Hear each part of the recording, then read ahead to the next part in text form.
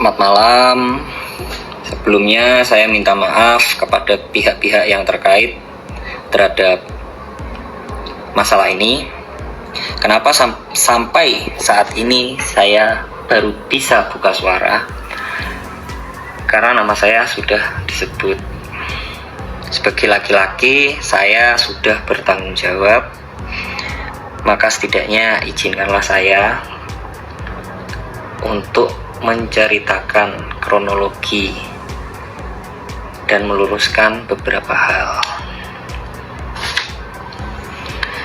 Awal mulanya ketika saya itu kenal Erika adalah melalui live TikTok. Saya live TikTok, Erika give saya, kemudian kita lanjut DM-an. Setelah lanjut DM-an itu lama, kita lost kontak lagi. Tidak ada kontak sama sekali sampai di bulan November kemarin saya dan Erika janjian untuk main biliar di Cubic Billiard Senji. Cubic ya, itu mungkin Cubic ya, pokoknya yang biliar di Senji. Di sana kita minum-minum, teman Erika ada yang datang juga minum. Selesai dari Cubic kita lanjut karaokean. Di karaokean kita minum-minum. Pada saat itu sebenarnya saya sudah merasa mabuk karena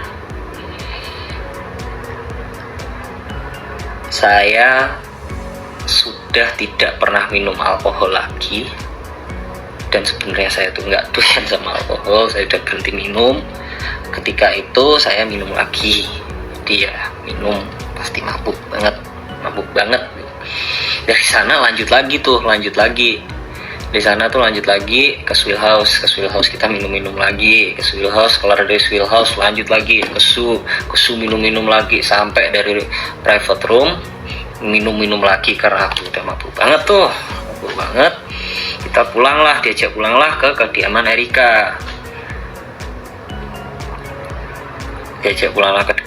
Erika.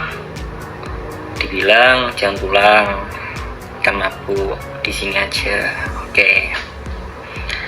Besokannya saya kan punya job di Batam. Keesokan harinya saya berangkat ke Batam. Pada saat itu kita masih intens, catatan kita masih intens, kita masih video call bareng gitu kan, Tiba-tiba Erika ini samperin aku, saya tidak tahu. Tiba-tiba Erika itu samperin aku udah sampai di Batam. Akhirnya nemenin saya perform, minum juga. Selesai perform itu minum juga. Pulang bareng. Esokan paginya saya berangkat ke Batu Raja. Kok Batu Raja ya? Mana ya? Jambi. Esokan harinya saya berangkat ke Jambi. Erika pulang ke Jakarta. Kita flight berbeda. Tapi beberapa hari itu, setelah itu kita masih intens chat-chatan, intens video call, hingga Erika ini saya rasa agak aneh. Anehnya kenapa tiba-tiba cuek? Yang awalnya udah makan apa ini tiba-tiba cuek. Saya coba tanya kenapa, gak apa-apa. Oke, saya diam. Saya coba chat lagi, lama-lama gak ada jawaban. Saya chat sampai bener-bener gak ada jawaban. Akhirnya aku chat panjang, kamu nih kenapa sih sebenarnya, ngomong, kalau ada apa-apa itu ngomong, coba jelasin ada apa. Di sana dia marah. Karena dia marah dengan alasan yang tidak jelas. Menurut saya itu ya, ini itu ada masalah apa sih, kan gak jelas. Akhirnya saya cuma jawab dengan emot senyum. Ya sudah. Tiba-tiba setelah itu kita nggak ada kontak sama sekali, di tanggal 30 Desember itu, 1 hari sebelum saya main di Medan untuk acara New Year, Erika telepon. Pertama nanya, lagi apa? Oh, enggak lagi apa-apa. Kenapa? Aku hamil. Dia mengutarakan bahwa dia itu hamil. Pada saat itu karena saya juga syok dan saya masih ada pekerjaan, saya bilang, oke, kamu di rumah sakit mana? Saya akan datang. Tapi saya mau selesaikan perform besok dulu. Gak apa-apa kan? Gak apa-apa, oke. Di hari yang sama saya langsung telepon orang tua saya. Saya jelaskan, Pak, ini hamil. Terus orang tua saya memutuskan, ya sudah, ayo berangkat ke sana. Oke. Singkat cerita, kita berangkat. Saya dengan orang tua saya berangkat ke sana. Orang tua saya menjelaskan kondisi saya seperti dalam podcast tersebut. Dan di sana Erika sudah berkata kepada orang tua saya bahwa dia bisa menerima kondisi saya. Kemudian orang tua saya ya bilang, ya sudah, jalanin aja. Oke, akhirnya kita jalanin. Setelah kita jalanin, kita berantem. Pertama kali kita berantem adalah masalah charger, masalah kabel charger, guys.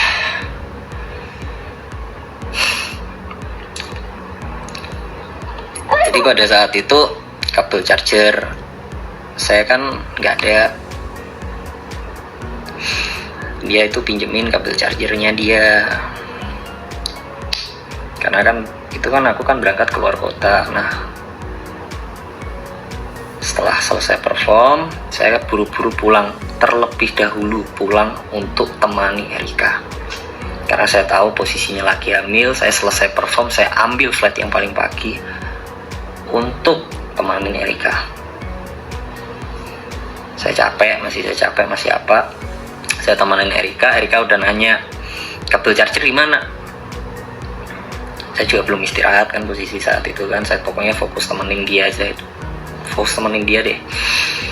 Kabel charger di mana? Ada kok, aku jawab gitu, ada kok. Kasih tahu asisten kamu ya, suruh cari itu kabel charger. Bilang Erika marah. Pada saat itu saya juga tersulut emosi. Saya bilang, ini apa-apaan, cuman masalah kabel charger aja marah.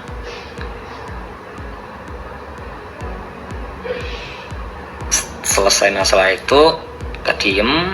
Akhirnya berbaikan lagi, jalan lagi. Setelah jalan lagi, pagi hari kita mau keluar bareng. Di pagi hari itu kita mau keluar bareng, karena pada saat itu celana panjang saya itu semua lagi dicuci. Saya bilang, apa aku pakai celana pendek aja ya? Yang agak saya shock pada saat itu, dia berkata kepada saya, kamu tahu nggak jalan sama siapa? Kok bisa-bisanya pakai celana pendek? Jujur, pada saat itu saya sangat terpukul gitu kan. Tapi saya berusaha positive thinking. Oh, mungkin karena ini hormon ibu hamil. Saya diam, saya keluar dari kamar, saya ngerokok, saya mencoba tenangin diri. Kemudian saya berusaha untuk masuk lagi ke kamar tersebut. Saya berusaha untuk masuk ke kamar tersebut, ternyata kamar tersebut itu dikunci. Padahal ingin saya itu untuk menyelesaikan gitu loh. Saya sudah nggak emosi, anggap ya udah deh gitu lah. Saya ketuk gak ada jawaban, saya chat gak ada jawaban. Oh ya sudah, tidak lama orang cincin ini telepon, orang cincinnya telepon bilang, "Kak, ini cincinnya udah selesai, udah bisa diambil." Oh oke, cincin udah bisa diambil, oke. Saya telepon teman-teman saya pada saat itu untuk antar saya ambil cincin, untuk antar saya ambil cincin sama ngopi. Tapi saya chat Erika, saya bilang saya ambil cincin, saya ngopi dulu. Udah pulang dari sana, setelah ambil cincin, saya berusaha masuk lagi, ternyata pintu udah dibuka. Tapi ini posisi teman saya sudah pada pulang ya, istilahnya teman saya itu cuma antar saya.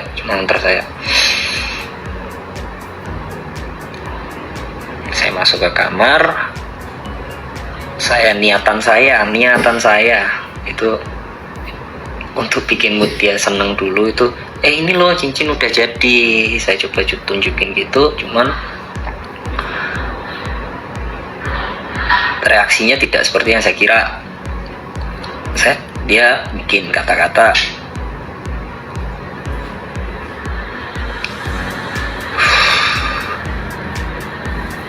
"Saya sepertinya tidak bisa melanjutkan hubungan ini. Udah, kamu diam aja.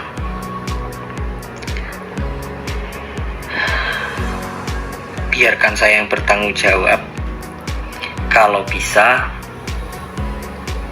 tidak usah ada orang yang tahu ini anak bapaknya siapa."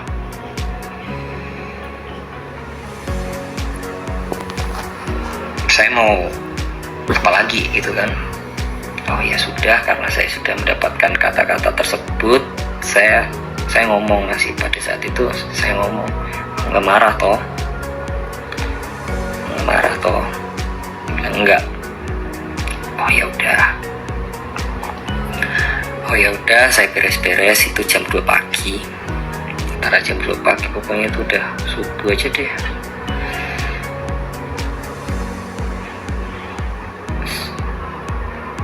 Saya telepon teman saya,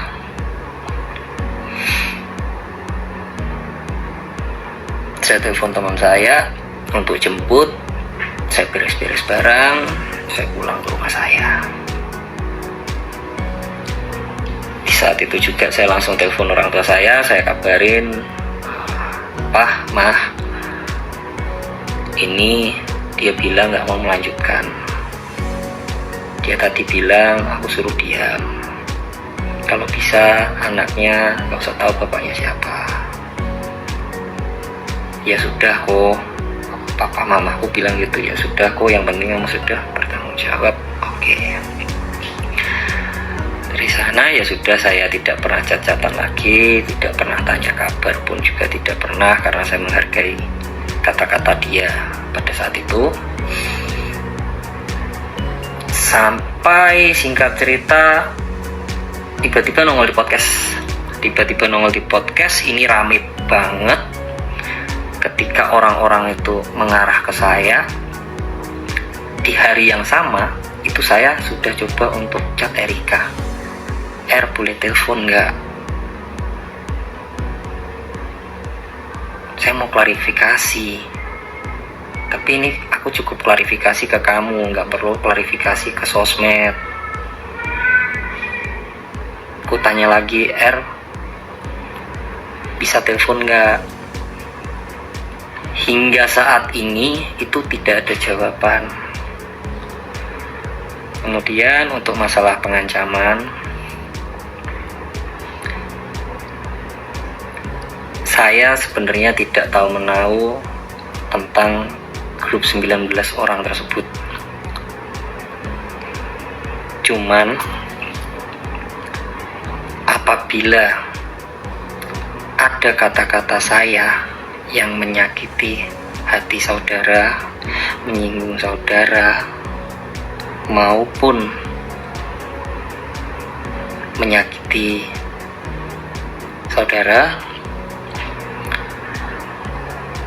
Saya minta maaf sebesar-besarnya, dengan rendah hatinya saya minta maaf sebesar-besarnya, karena saya juga mendapatkan ancaman. Saya mungkin juga sedang emosi, saya kilaf, saya dapat dorongan dari luar. Sekali lagi saya mohon maaf sebesar-besarnya. Sekian klarifikasi saya.